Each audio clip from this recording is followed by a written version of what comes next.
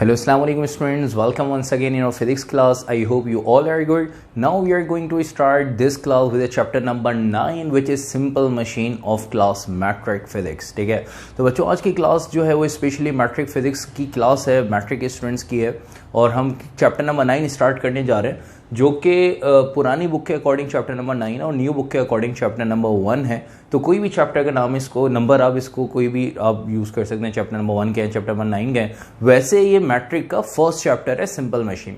और जैसा कि बच्चों आप लोगों को पता है कि आगे के जो चैप्टर हैं waves and sound chapter number 12, ठीक है, जिसको आप चैप्टर 2 भी कह सकते हैं, चैप्टर नंबर 3 जो कि chapter number 13 reflection of light, refraction of light chapter number 4 जिसको चैप्टर 14 भी कह सकते हैं, ठीक है, चैप्टर नंबर 16 इलेक्ट्रिसिटी जिसको चैप्टर नंबर 6 भी कह सकते हैं। ये चैप्टर ऑलरेडी अपलोडेड है और इसमें कुछ टॉपिक्स जो है वो नहीं है, ठीक है, वो भी इंशाल्लाह जल्दी अपलोड हो जाएंगे। तो जो चैप्टर्स मैट्रिक के नहीं अपलोड हुए थे वो अब हम अपलोड करने जा रहे हैं। तो बच्चों जो आपके रिमेनिंग टॉपिक्स है वो आपके कवर हो जाएंगे इंशाल्लाह पेपर से पहले। उम्मीद है और मेरी पूरी कोशिश है कि आप लोगों का कोर्स जो है वो कंप्लीट हो जाए, ठीक है। बस आप लोगों से दुआओं की दरख्वास्त है। चलते हैं क्लास स्टार्ट करते हैं। तो फर्स्ट चैप्टर स्टार्ट करने जा रहे हैं जो कि हमने नहीं अपलोड किया हुआ था, नहीं हमने जो है वो पढ़ा था सिंपल मशीन का। तो सिंपल मशीन का चैप्टर आज की क्लास में हम स्टार्ट करेंगे। तो सिंपल मशीन का चैप्टर हम स्टार्ट करेंगे मशीन की डेफिनेशन से। तो बच्चे मशीन क्या है? मशीन आसान अल्फाज में कि वो चीज़ जो कि हमारा काम आसान करे वो क्या कहलाती है बेटा? मशीन, ठीक है। तो anything which can make our work easier, ठीक है। तो जो भी चीज़ हमारा काम आसान कर दे वो चीज़ क्या कहलाती है बेटा? सिंपल मशीन कहलाती है, ठीक है। तो जल्दी से रिजल्ट निकालें, हेडिंग डाल दें सिंपल मशीन की, ठीक है। और आप लोगों ने इससे पहले के चैप्टर्स किए हुए होंगे तो उसको आगे कर लें, नहीं किए हुए तो पहले चैप्टर की हेडिंग डाल दें। तो सिंपल मशीन की हेडिंग डालें और उसमें सब हेडिंग डाल दें मशीन की और मशीन की डेफिनेशन लिखना स्टार्ट करें, ठीक है बच्चों। तो बच्चे मशीन क्या है? वो चीज़ जो कि हमारा काम आसान करे वो क्या कहलाती है बच्चे? मशीन, ठीक है। तो जैसे बहुत सारी मशीन है, व्हीकल है, आपकी साइकिल है, बाइक है, गाड़ी है, ठीक है, पेन है, ठीक है, और भी जितनी भी मशीन हैं जो कि हमारा काम आसान करती हैं, आपका सेल फोन है, कंप्यूटर है, ठीक है, लैपटॉप है, ये सब क्या है? ये मशीन्स हैं, ठीक है। तो मशीन के बारे में लिख लीजिएगा, anything which can make our work easier, anything which can make our work easier is called as machine, ठीक है। मशीन की कुछ एग्जाम्पल्स हम डिस्कस करेंगे, ठीक है। मशीन की डेफिनेशन आई होप आप लोगों ने लिख ली होंगी, ठीक है। अब हम चलते हैं इसकी कुछ एग्जाम्पल की तरफ।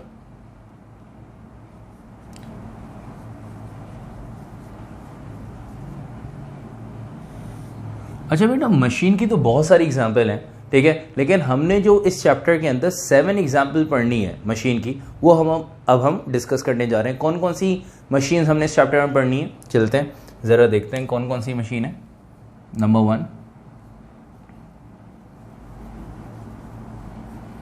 पुली, number 2 lever, number 3 inclined plane,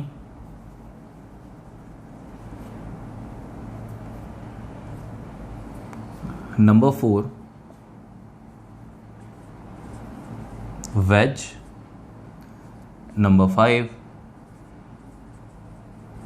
screw, number 6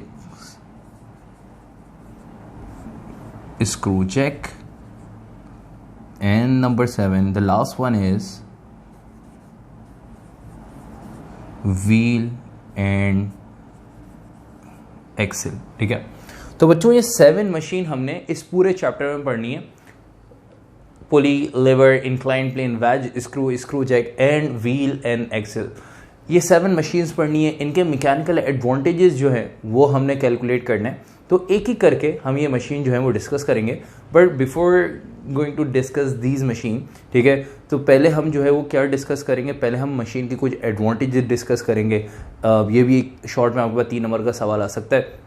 तो मशीन के कुछ एडवांटेजेस डिस्कस करेंगे और उसके बाद हम कुछ बेसिक डेफिनेशन डिस्कस करेंगे ताकि जब ये मशीन और उनके मैकेनिकल एडवांटेजेस जब हम कैलकुलेट करने जा रहे हो, जब हम ड्राइव करने जा रहे हो, तब आपको कोई प्रॉब्लम ना हो। तो उसके लिए हमें कुछ बेसिक डेफिनेशंस पढ़नी पड़ेंगी। तो आई होप आपने एग्जाम्पल्स कॉपी कर ली होंगी। चलते हैं एडवांटेजेस ऑफ मशीन की तरफ। जल्दी से हेडिंग डाल दिएगा एडवांटेजेस ऑफ मशीन की, ठीक है। हेडिंग डाल दें बच्चों,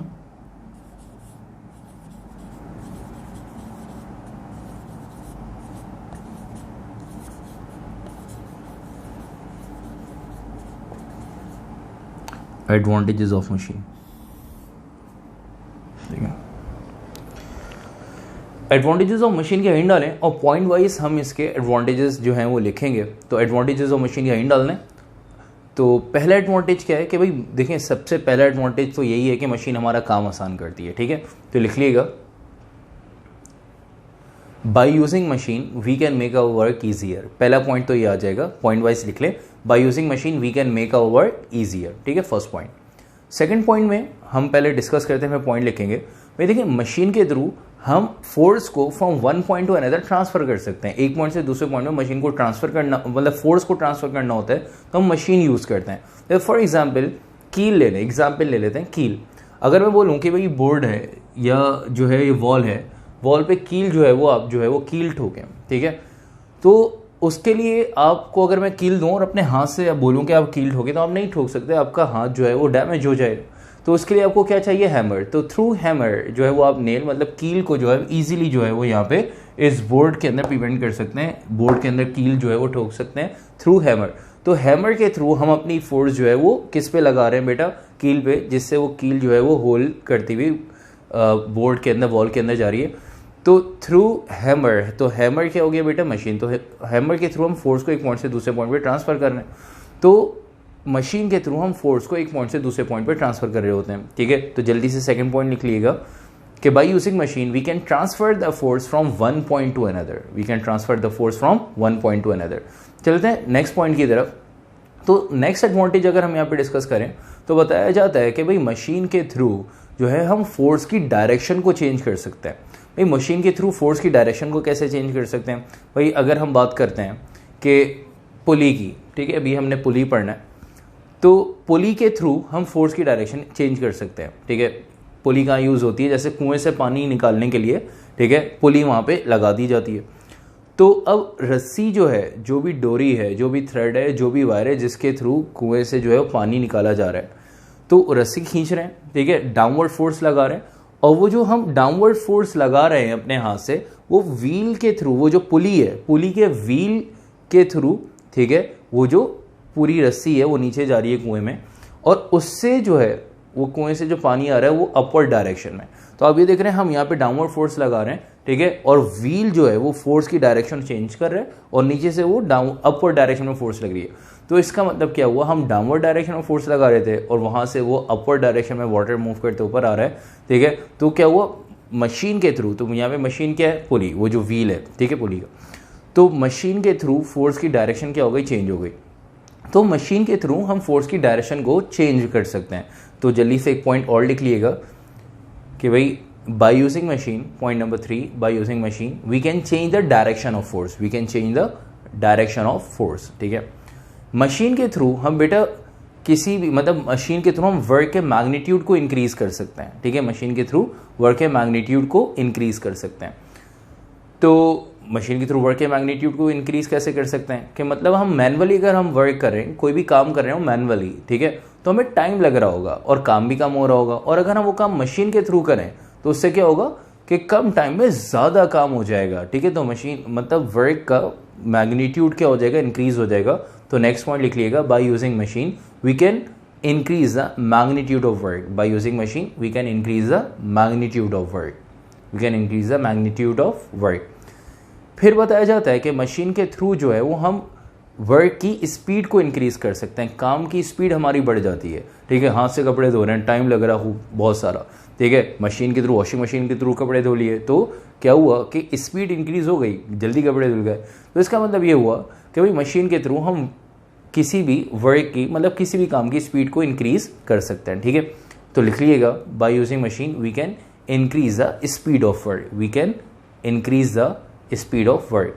तो these are the advantages of machine, जो कि अभी हमने डिस्कस किया। आई होप आपको समझ में आ गए होंगे। ये 3 नंबर का सवाल आ सकता है, तो 3 पॉइंट्स आपको लिखने हो सकते हैं, ठीक है। एडवांटेजेस ऑफ मशीन के बाद अब हम चलते हैं अपनी कुछ बेसिक डेफिनेशन की तरफ, ये बेसिक डेफिनेशन इस वजह से ज़रूरी है ताकि आगे जाके हम ये जो 7 मशीन डिस्कस करें, इस पूरे चैप्टर में हमने बस ये 7 मशीन डिस्कस करनी है और इन 7 मशीन के मैकेनिकल एडवांटेजेस कैलकुलेट करने हैं। पुली का, लेवर का, इंक्लाइन प्लेन का कैलकुलेट करेंगे, वैज का इसी के साथ हो जाएगा, ठीक है। स्क्रू जैक का एक मैकेनिकल एडवांटेज है, व्हील एंड एक्सिल का एक मैकेनिकल एडवांटेज है, तो ये मशीन जो है वो हम डिस्कस करेंगे, ठीक है। लेकिन उससे पहले हम कुछ बेसिक डेफिनेशन डिस्कस कर लेते हैं।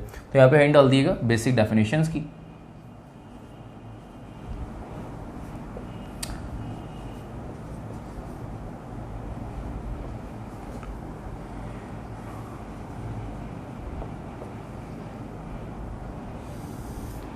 अच्छा बेटा, बेसिक डेफिनेशंस में हम सबसे पहले स्टार्ट करेंगे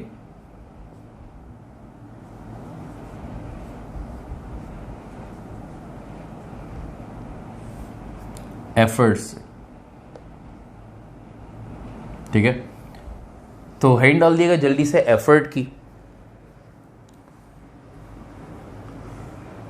अच्छा बेटा, तो एफर्ट क्या है कि वो फोर्स जो कि डायरेक्टली मशीन पर अप्लाई हो रही होती है, उस फोर्स को हम क्या कहते हैं बेटा, एफर्ट कहते हैं। तो वो फोर्स जो मशीन पर डायरेक्ट अप्लाई हो रही हो उसको एफर्ट कहते हैं और उसको हम कैपिटल पी से रिप्रेजेंट करते हैं, ठीक है। तो एक लाइन में छोटी छोटी सी ये बेसिक डेफिनेशन हैं, तो एक लाइन में इसकी डेफिनेशन लिख लीजिएगा। मतलब आगे जाके जब भी एफर्ट की बात आएगी, जैसे पुली है, एक तरफ फोर्स लगा रहे हैं तो डायरेक्ट जो फोर्स अप्लाई हो रही है, ठीक है, मशीन पे, ठीक है, वो फोर्स क्या कहलाती है बेटा, एफर्ट कहलाती है। तो लिख लीजिएगा, the force which is directly applied on the machine is called as effort. The force which is directly applied on the machine is called as effort, ठीक है। तो इसका सिंबल लिख लेंगे,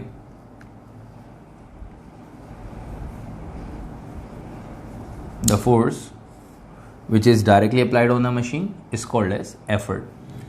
अच्छा बेटा, एफर्ट का जो सिंबल है वो सिंबल है कैपिटल पी, ठीक है।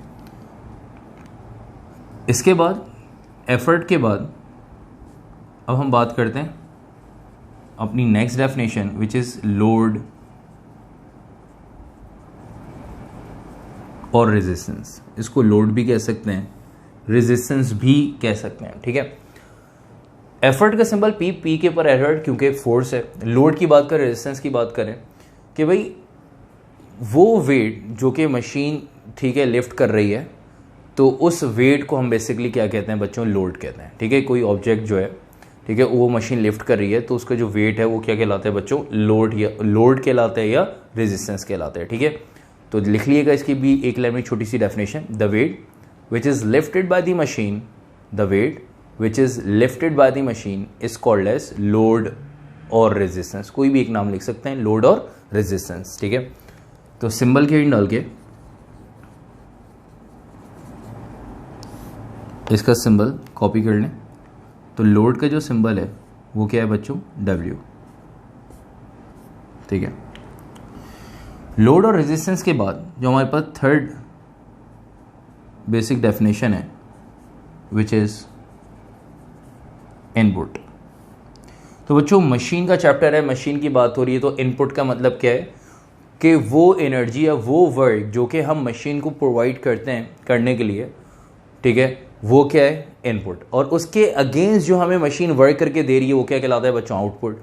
तो इनपुट वो वर्क जो कि हम मशीन को करने के लिए दे रहे हैं, या वो जो एनर्जी जो मशीन को प्रोवाइड करें जिसके अगेंस्ट मशीन वर्क करेगी, वो एनर्जी या वो वर्क क्या कहलाता है बेटा, इनपुट। तो इसमें लिख लीजिएगा, the useful work done on the machine, एक लाइन में इसकी डेफिनेशन लिखने स्टार्ट करें बेटा, the useful work done on the machine is called as input. The useful work done on the machine is called as input.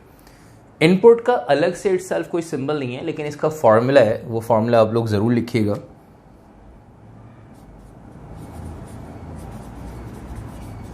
फॉर्मूले की and डाल के इनपुट का फॉर्मूला लिख लीजिएगा,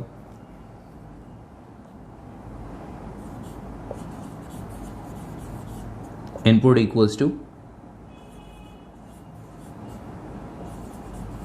effort multiply bye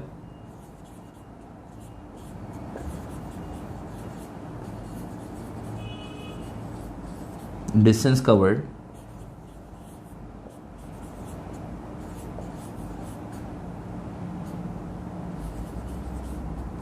bye the effort. तो input का formula आपके पास आ गया, input equals to effort multiply by distance covered by the effort. मतलब मशीन पे कोई एफर्ट लगे, एफर्ट की वजह से वो मशीन कोई डिस्टेंस कवर करे एफर्ट की वजह से, तो उस डिस्टेंस को एफर्ट से जब मल्टीप्लाई कर देंगे तो क्या मिल जाएगा, हमें इनपुट मिल जाएगा। ठीक है, तो अब बेटा वर्क आप लोग ने पढ़ा होगा क्लास 9 में, वर्क क्या है कि when an unbalance force applied on a body some displacement is covered. तो वो क्या है, वर्क। तो मशीन को जो हम वर्क करने के लिए दे रहे हैं वो क्या है, इनपुट। और इनपुट में हमने देखा effort multiply by distance covered by the effort. Effort मतलब वो फोर्स जो कि मशीन पे लग रही है, उसके अगेंस्ट मशीन को डिस्टेंस कवर करिए, तो फोर्स और डिस्टेंस दोनों को मिलाया तो हमें क्या मिल गया, वर्क। तो effort multiply by distance covered by the effort, इससे हमें मिल जाएगा बेटा इनपुट। इनपुट का अगर हम सिंबल में फॉर्मूला लिखें तो फॉर्मूला इनपुट का क्या बन जाएगा, तो जरा देख लीजिएगा, इनपुट इक्वल्स टू एफर्ट का सिंबल क्या होता है बेटा, पी। एफर्ट का सिंबल हमने पढ़ा P. Distance covered by the effort को हम बेटा डी से रिप्रेजेंट करते हैं, तो इनपुट का फॉर्मूला बन गया P multiply by D. Effort की वजह से जो भी डिस्टेंस कवर हो रहा है उसको हम किससे रिप्रेजेंट करते हैं बेटा, डी से। ठीक है, और एफर्ट को हम पी से रिप्रेजेंट कर देते हैं। ठीक है, तो इनपुट का फॉर्मूला आ गया आपके पास पी मल्टीप्लाई बाय डी, या distance multiply by distance cover, effort multiply by distance cover by the effort. Input के बाद हमारे पास नेक्स्ट डेफिनेशन क्या होगी, आपको पता लग गया होगा, आउटपुट। तो हिंट डाल दीजिएगा बच्चों आउटपुट की।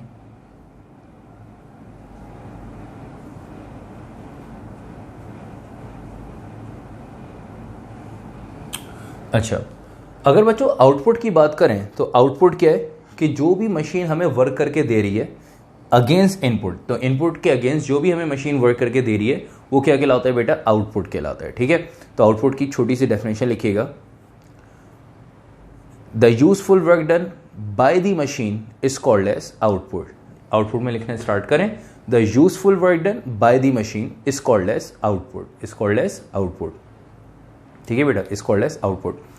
अच्छा देखिए, एक चीज का ख्याल रखिएगा बच्चों कि अगर हम बात करें कि जितना भी मशीन को हम वर्क करने के लिए दे रहे हैं, ठीक है, वो क्या है इनपुट, उसके अगेंस्ट जो हमें मशीन वर्क करके दे रही है वो क्या है आउटपुट। तो जितना हम इनपुट देंगे उतना आउटपुट नहीं आएगा, प्रैक्टिकली पॉसिबल नहीं है। ठीक है, तो इनपुट अभी आउटपुट का रेशो आगे जाके अभी हमने पढ़ना भी है, ठीक है, अगली डेफिनेशन में। तो किसी मशीन को जो भी इनपुट हम दे रहे हैं उसके अगेंस्ट जो आउटपुट आ रहा है वो एज कम्पेयर टू इनपुट थोड़ा सा कम होगा। लेकिन अगर हम आइडियल मशीन की बात करते हैं, ठीक है, आइडियल कंडीशन की अकॉर्डिंग बात करते हैं, ठीक है, तो उसके अंदर जितना इनपुट होगा उतना ही आउटपुट होगा। लेकिन ये ऐसा प्रैक्टिकली पॉसिबल नहीं है। ठीक है, तो इनपुट जो भी हम मशीन को करने के लिए दे रहे हैं उतना ही आउटपुट नहीं होता, क्योंकि कुछ ना कुछ एनर्जी लॉस भी होती है। ठीक है, कुछ वेस्टेज होता है, कुछ एनर्जी लॉस होती है। तो इसी वजह से अगर हम बात करते हैं सिंपल व्हीकल की, ठीक है, फ्यूल डालते हैं, पेट्रोल डालते हैं बाइक चलाने के लिए, तो पूरा फ्यूल जो है वो कन्वर्ट नहीं हो रहा होता। ठीक है, वो इनपुट पूरा आउटपुट में नहीं कन्वर्ट हो रहा होता।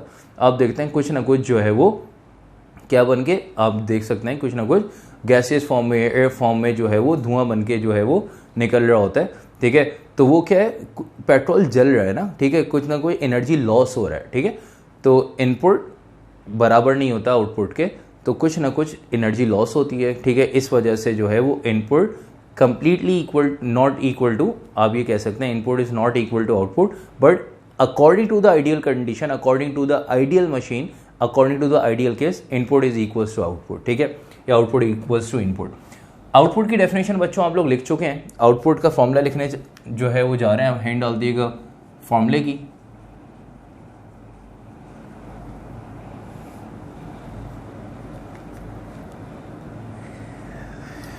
ठीक है, तो आउटपुट का फॉर्मूला क्या है,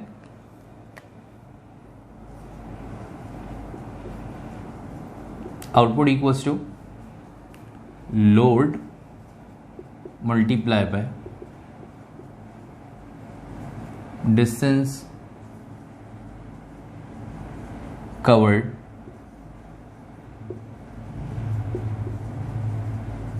बाय द लोड।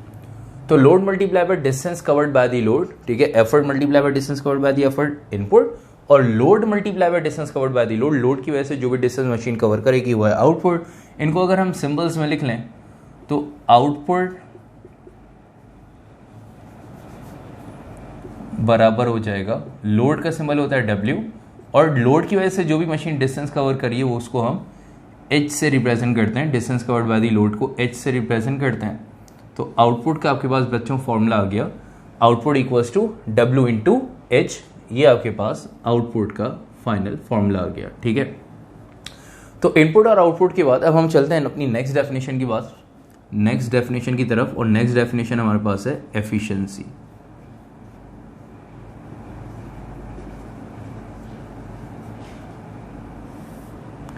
अच्छा बच्चों, अगर हम एफिशिएंसी की बात करें तो एफिशिएंसी क्या है? आउटपुट और इनपुट का रेशियो है। एफिशिएंसी मशीन के लिए यूज होती है कि कौन सी मशीन कितने % एफिशिएंट है, मतलब जितना हम उसको वर्क करने के लिए दे रहे हैं, जितने इनपुट हम उसको प्रोवाइड कर रहे हैं, ठीक है, उसके अगेंस्ट मशीन कितना वर्क कर रही है। ठीक है, तो वो क्या है? आउटपुट।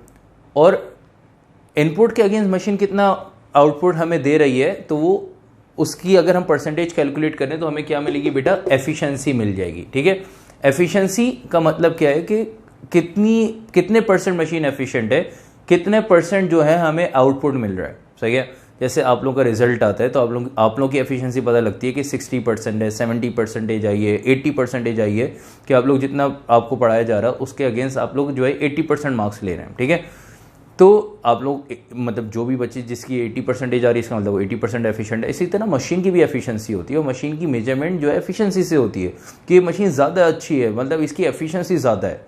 एफिशिएंसी ज़्यादा होने का मतलब क्या है कि जो है इनपुट के अगेंस्ट जो वर्क ज़्यादा करके दे रही है। ठीक है, जिसकी एफिशिएंसी कम है वो जो है वो अच्छी मशीन नहीं है। ठीक है, जिसकी ज़्यादा अच्छी एफिशिएंसी वो ज़्यादा अच्छी एक्यूरेट डिवाइस है, अच्छी मशीन है।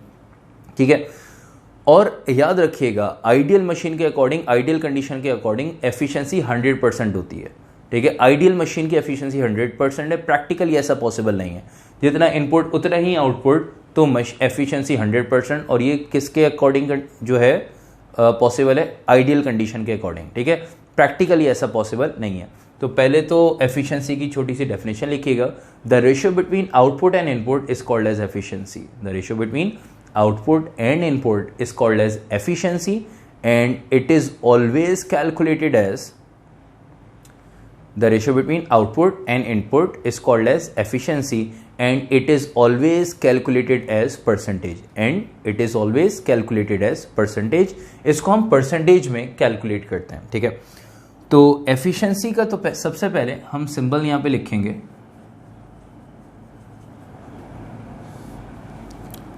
एफिशिएंसी का जो सिंबल होता है बच्चों वो होता है ईटा।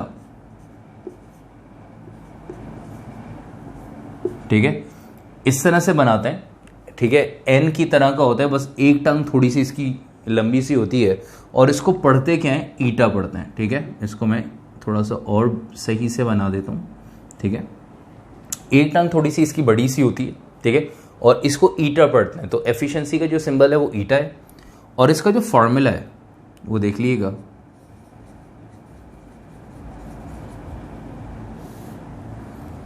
एफिशिएंसी का फॉर्मूला है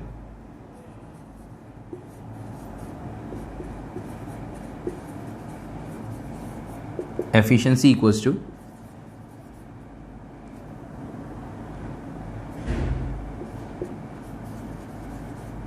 output upon input multiply by 100। Output upon input multiply by 100। ठीक है, तो आउटपुट और इनपुट की भी वैल्यूज हमने कैलकुलेट की भी, input P multiply by D, output W into H। ठीक है, ये वैल्यू पुट करके एफिशिएंसी का फाइनल फॉर्मूला ड्राइव कर लेते हैं। एफिशिएंसी का जो सिंबल है वो ईटा इक्वल्स टू, आउटपुट की जगह आ जाएगा W इंटू H, इनपुट की जगह आ जाएगा P मल्टीप्लाई बाय D और multiply by 100 as it is. ये आपके पास एफिशिएंसी का फॉर्मूला आ गया, W into H divide by P into D multiply by 100। ठीक है, तो एफिशिएंसी की डेफिनेशन लिख ली, सिंबल लिख लिया, फॉर्मूला लिख लिया। तो बच्चे एक नोट अलग से लिख लिएगा। ठीक है, MCQ में ये आपके पास आ सकता है।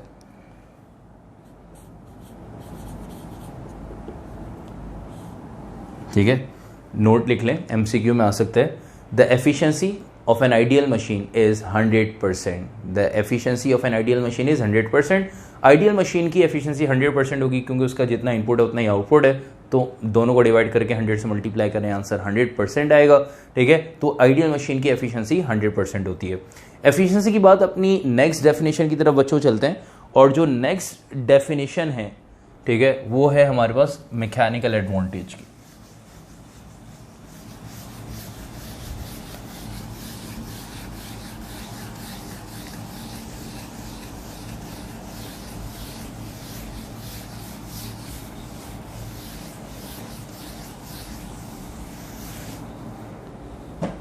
अच्छा बेटा, तो next definition number 6,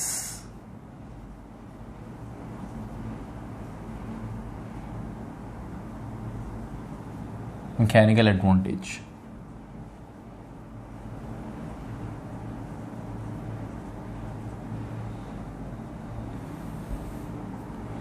mechanical advantage basically क्या है? लोड और एफर्ट का रेशियो है। जो भी मशीन पे एफर्ट लग रही है उसके अगेंस्ट मशीन जो भी लोड लिफ्ट कर रही है, उनका रेशियो बच्चे क्या कहलाता है? मैकेनिकल एडवांटेज, ठीक है। तो जल्दी से मैकेनिकल एडवांटेज के हिंट डालें और इसकी छोटी सी डेफिनेशन लिखिएगा। मैकेनिकल एडवांटेज क्या है बेटा? लोड और एफर्ट का रेशियो है कि जितनी मशीन पे हम एफर्ट अप्लाई कर रहे हैं उसके अगेंस्ट मशीन कितना लोड लिफ्ट कर रही है, ठीक है, वो क्या कहलाता है बेटा? Mechanical advantage. चलें लिखना स्टार्ट करें।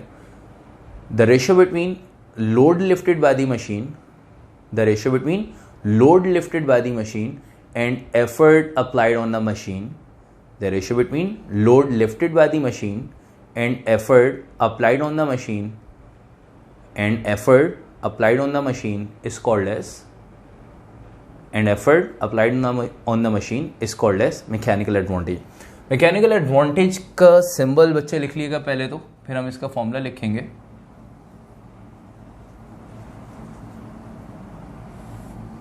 ठीक है, सिंबल मैकेनिकल एडवांटेज का क्या है बच्चे? सिंबल है MA, capital M capital A, ठीक है। MA मैकेनिकल एडवांटेज का सिंबल है। और मैकेनिकल एडवांटेज का जो बच्चों फॉर्मूला है वो फॉर्मूला लिख लीजिएगा।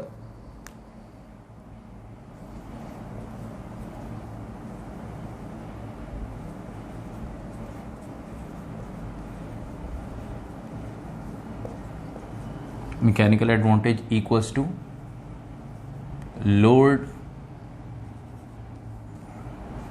Upon effort. और अगर इनको हम सिंबल्स में लिखें तो मैकेनिकल एडवांटेज का सिंबल MA और लोड का सिंबल W और एफर्ट का सिंबल P।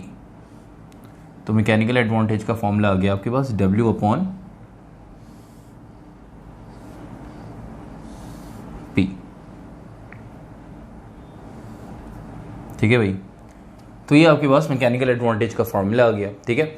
मैकेनिकल एडवांटेज का कोई यूनिट नहीं होता क्योंकि लोड का यूनिट न्यूटन है, एफर्ट का यूनिट भी न्यूटन है, न्यूटन से न्यूटन कैंसिल, तो इस वजह से मैकेनिकल एडवांटेज का कोई यूनिट नहीं होता, ठीक है।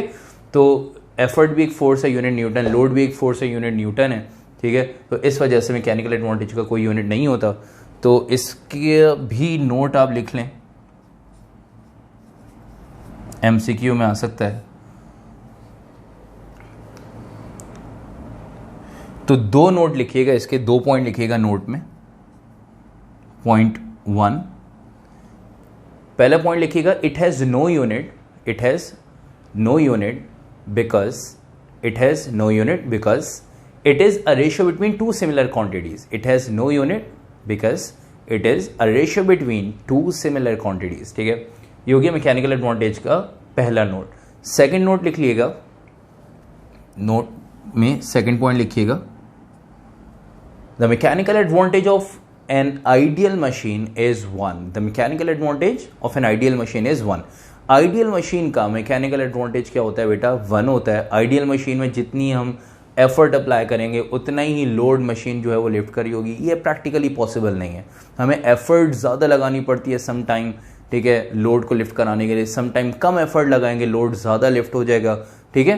तो ये जो है मशीन टू मशीन वेरी कर रहा होता है, ठीक है। अगर जैसे फॉर एग्जांपल किसी मशीन का जो है वो एफर्ट आर्म बड़ा है, हल्की सी फोर्स लगाएंगे, लोड जो है वो ज़्यादा लिफ्ट हो जाएगा, ठीक है। एफर्ट आर्म कम है तो ज़्यादा एफर्ट लगानी पड़ेगी लोड को लिफ्ट कराने के लिए, तो मशीन टू मशीन वेरी कर रहा होगा। लेकिन जहाँ जितनी एफर्ट लगाने से उतना ही लोड अगर लिफ्ट हो रहा है तो ऐसा प्रैक्टिकली पॉसिबल नहीं है, ऐसा आइडियल कंडीशन में हो सकता है, ठीक है। तो वो आपने लिखा, और उसमें मैकेनिकल एडवांटेज क्या होगा, क्योंकि दोनों जब बराबर में डिवाइड करेंगे आंसर सेम आएगा, 1 आएगा, सॉरी, ठीक है। जितनी एफर्ट अप्लाई कर रहे हो, ठीक है, एफर्ट 50 न्यूटन की, लोड भी 50 न्यूटन का लिफ्ट हो रहा है, 50 से 50 कैंसिल, आंसर 1 आ जाएगा। तो आपने लिखा the mechanical advantage of an ideal machine is 1, ठीक है, एमसीक्यू के लिए। तो यहाँ तक आके हमारी बेसिक डेफिनेशंस कंप्लीट हो गई हैं। अब हम स्टार्ट करेंगे अपनी मशीन्स। फर्स्ट मशीन जो है वो पुली, और इंशाल्लाह वो अपने नेक्स्ट लेक्चर में, नेक्स्ट क्लास में स्टार्ट करेंगे। मशीन पढ़ते रहेंगे, उनके साथ साथ उनके मैकेनिकल एडवांटेजेस कैलकुलेट करते रहेंगे, ठीक है। तो बस आज की क्लास को यहाँ पे बच्चों एंड करेंगे। अगर आपको ये क्लास पसंद आई, लेक्चर पसंद आए, तो आपने वीडियो को लाजमी लाइक करना है। चैनल को अगर आप लोगों ने अब तक सब्सक्राइब नहीं किया तो लाजमी सब्सक्राइब करें, अपने फ्रेंड्स में शेयर करें। और काफ़ी इंतज़ार के बाद आप लोगों का मैट्रिक का लेक्चर अपलोड हुआ है, तो अपने फ्रेंड्स में लाजमी शेयर करें, उनको बताएं कि अब जल्दी से इंशाल्लाह बिफोर एग्जाम्स आप लोगों के रिमेनिंग टॉपिक्स और ये चैप्टर जो है वो मैट्रिक के फिजिक्स के अपलोड हो जाएंगे, ठीक है। तो अपना बहुत सारा ख्याल रखिएगा। नेक्स्ट क्लास में मुलाकात होती है। टेक केयर, अल्लाह हाफिज़।